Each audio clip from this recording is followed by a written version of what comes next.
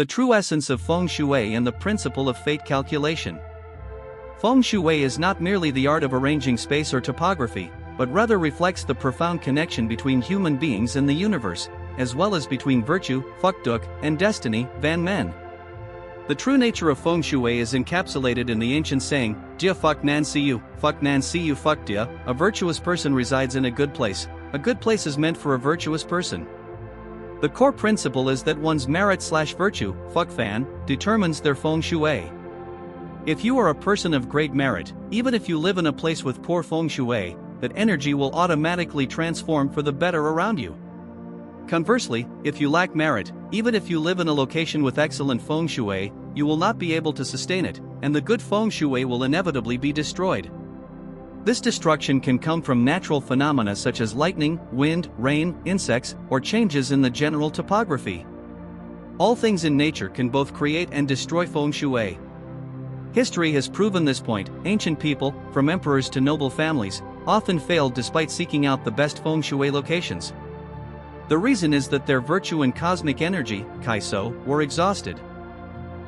For this reason, the ancients often taught that one must revere heaven and earth, the moon and stars, mountains and rivers, plants, and all things because they all possess a spiritual energy.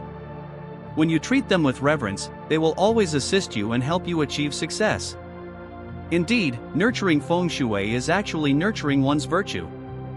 The supreme Feng Shui for a person is their heart/mind, kindness, followed by their speech, and thirdly, their actions. The ancients affirmed, 100 schemes are not as good as accumulating virtue and performing good deeds. Great virtue carries all things, and great virtue prospers the family. In truth, nurturing Feng Shui is the same as nurturing virtue.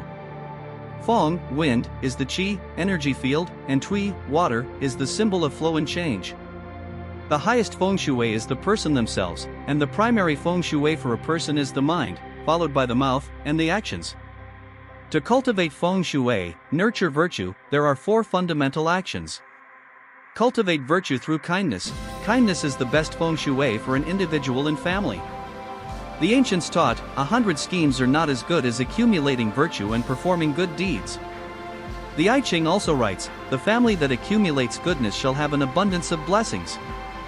Confucius taught, if you wish to establish yourself, help others establish. Avoid taking life. Non-killing a place considered a Feng Shui treasure land is one with abundant vitality, Sin Kai. Killing causes sentient beings to fear and flee, turning the place into a desert that cannot sustain wealth, fortune, or longevity. Filial piety towards parents. Filial piety towards parents is a miraculous remedy for transforming all destiny. The Buddha taught that all worldly affairs, relationships, wealth, exams, appearance, must begin with offerings to parents and teachers. The principle Bhaktian Hu 6Tn, among 100 good deeds, filial piety comes first, is highly valued.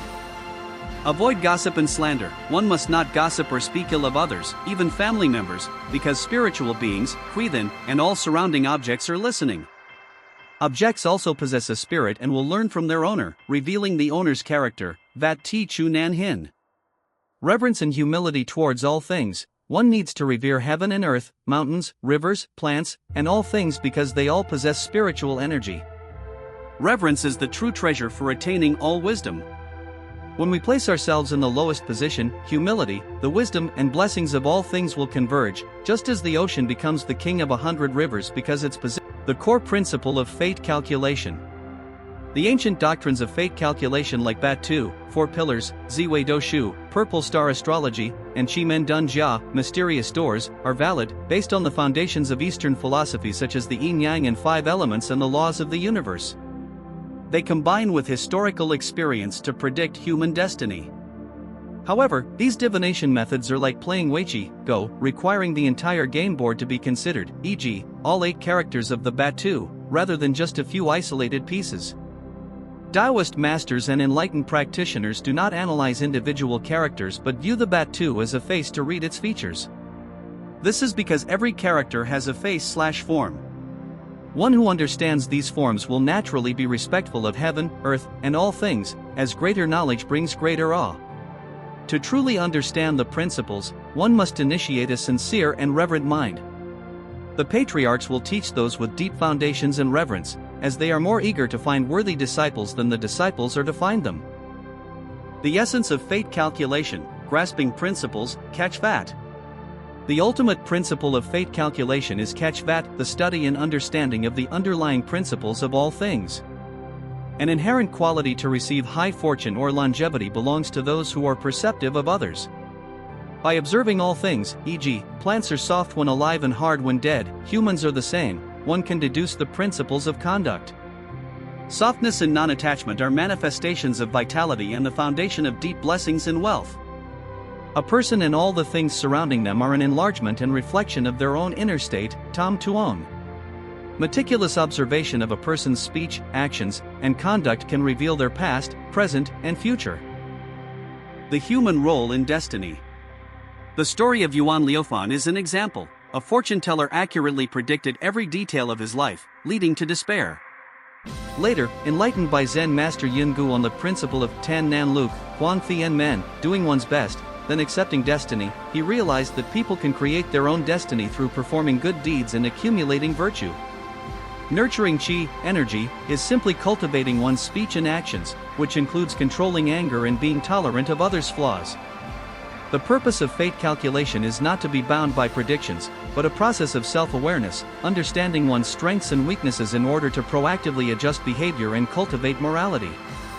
True spiritual attainment is absolutely not about borrowing the power of spirits, its essence lies in the two words catch fat. Human destiny is not an unchangeable fate, but a reflection of one's consciousness and actions.